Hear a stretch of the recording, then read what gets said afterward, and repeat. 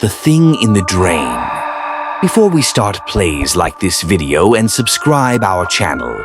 When I moved into my first apartment in Kolkata, I wasn't expecting luxury, just independence. It was a faded one-bedroom on the ground floor of a crumbling 1970s building tucked away behind a busy lane in Hattibaghan.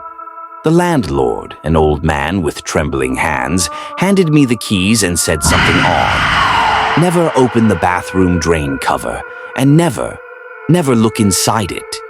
I laughed it off. What could be so scary about a drain? The first week passed without incident. Sure, the place was musty and the power flickered occasionally, but it had charm. Or maybe I was too naive. That changed the night I heard it. A wet scraping sound. From the bathroom. It was around 2 a.m. I froze in bed, heart pounding. The scraping was followed by a soft glug-glug, like something trying to breathe through water. I thought maybe a rat had gotten into the pipes. I ignored it, convincing myself it was just plumbing. But the sound came again the next night, and the next. Always at 2 a.m. I taped over the drain. I poured bleach. Still, the noises returned, louder, wetter, almost desperate. Then came the whisper, "Let me out." I sat bolt upright. It wasn't in my head.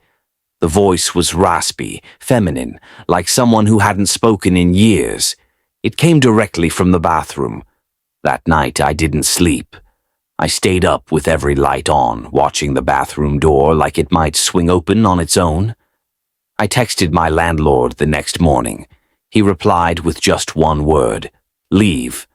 I should have. Instead, I pried open the drain cover.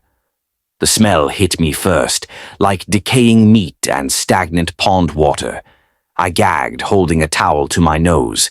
I peered inside, just blackness and slime. But there was something else, a finger, gray, bloated, reaching upward. I screamed and stumbled back, slipping on the wet tile. When I looked again, it was gone. The drain was empty. I tried to tell myself I imagined it, that stress and sleeplessness were playing tricks. But then the water started running red. The next time I turned on the bathroom sink, thick rust-colored liquid oozed out. It wasn't rust. I called a plumber. He arrived the next day, a tired man with sunken eyes. He opened the drain without hesitation. His flashlight beam disappeared into the abyss below. Then he turned to me, face pale. "Where does this pipe lead?" I shrugged. "Into the building's septic system." He shook his head. "This doesn't connect to any main line. It goes down. Deep. Too deep. This isn't normal." He refused to return, told me to move, warned me to seal the drain. That night I bolted the bathroom door. I heard weeping from inside, the sound of a woman crying, soft at first, then louder, like she was right behind the door, scratching at it. Then a knock, 3 gentle taps. Tap, tap, tap. I didn't open it. At 3 a.m. the knocking stopped. Silence.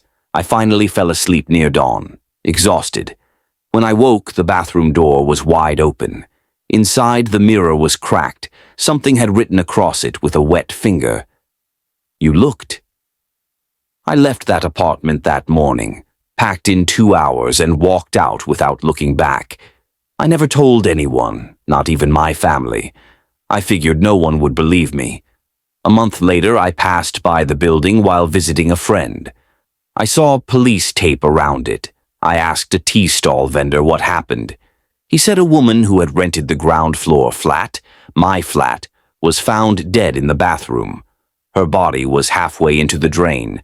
When they pulled her out, she was missing her eyes and tongue. They never identified her.